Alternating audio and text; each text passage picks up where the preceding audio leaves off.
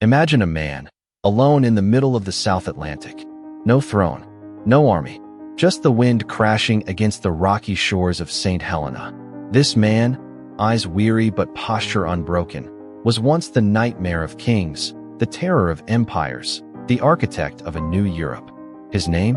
Napoleon Bonaparte. But before the glory and the ruin, there was silence.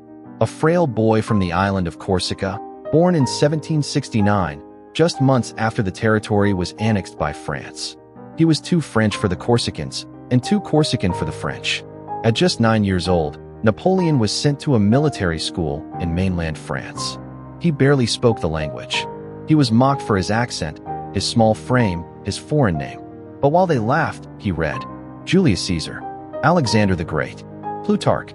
He absorbed tactics, philosophies, and history. And in the solitude of rejection, something dangerous was born, an ambition. Cold, patient, unbreakable. When the French Revolution erupted in 1789, shaking the foundations of the monarchy and plunging the country into chaos, Napoleon saw his chance. In 1793, just 24 years old, he recaptured the city of Toulon from royalist forces. He was promoted to general. 2 years later, he crushed a royalist uprising in Paris with brutal precision. His fame exploded. In 1796, he led the Italian campaign, defeating the Austrians with audacious tactics. And in 1799, with the government crumbling, he staged a coup and became first consul. The Republic collapsed, and something entirely new emerged in its place, shaped in his image. In 1804, inside Notre-Dame Cathedral, before the Pope and the French elite, Napoleon crowned himself emperor. It was symbolic. Power no longer came from God, it came from him. He created the Napoleonic Code, reformed the school system, the economy, and the military. In 1805, he won the Battle of Austerlitz, defeating Austrians and Russians in one of the most brilliant victories in history. He crushed Prussia at Jena, defeated Russia at Friedland, redrew the map of Europe with a wave of his hand. Kings were deposed. Thrones were given to his brothers. For a moment, he was untouchable. But the world has little mercy for those who rise too fast.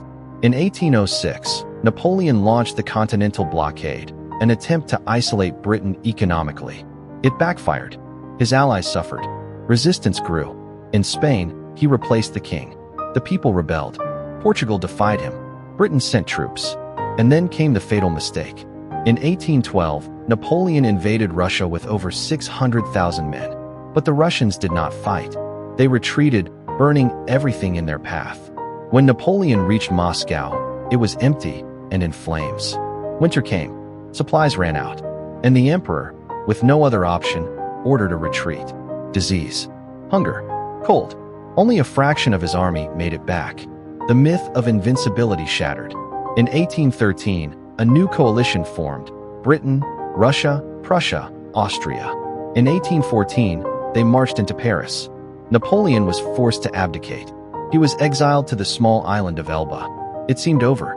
But less than a year later, he escaped. He landed in France, marched to Paris. The soldiers sent to stop him? They knelt. The emperor had returned, and the world trembled once more. But this time, they were ready. On June 18, 1815, came Waterloo, and with it, the end. Napoleon was captured, not sent to Elba again, but to Saint Helena, a desolate rock in the Atlantic. There, he lived out his final years. Alone, watched, forgotten. In 1821, at just 51 years old, he died. But his story did not. Napoleon shaped the modern world. His legal code still influences nations today. His vision of military structure, leadership, propaganda, echoes in modern governments. To some, he is a hero of the revolution. To others, a tyrant. But one thing is undeniable. He was a force of history. A man who, even in defeat, refused to disappear. And that is why, even now, centuries later, we still whisper his name. If you enjoyed this journey through history, don't forget to hit the like button and subscribe to the channel. Every video here is a step back in time. Comment below, was Napoleon a visionary or a tyrant? Your opinion could appear in the next episode. See you there.